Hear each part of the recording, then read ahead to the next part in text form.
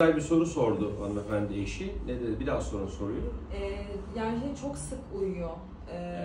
Aşırı uykuya düşkün. Acaba onun uyku apnesiyle alakası var mı? Yani çok güzel bir soru. Hı-hı.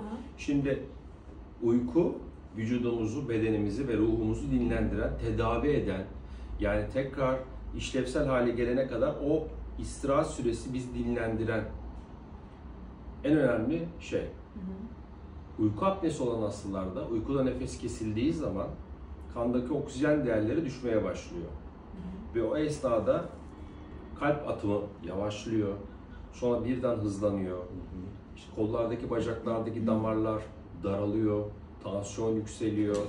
Dolayısıyla kalp basıncı artıyor ve o düşük oksijene beyin vermiş olduğu tepkilerle aslında dinlenmesi gerekirken uyurken yorulmuş olarak uyanıyor. Ya da uykusunu alamadan uyanıyor. Ya da sürekli bir yorgunluk hali oluyor.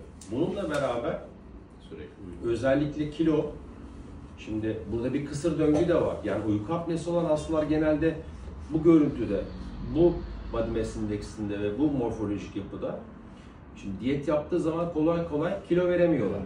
Neden? Çünkü o yiyeceği yakmak için oksijene ihtiyaç var. Oksijen girmiyor. Yani kilo aldığı için apnesi oluyor hastanın belki, ama apnesi olduğu için de kilosu da artıyor. Yani o kısır döngünden hastamızı çıkartmamız gerekiyor.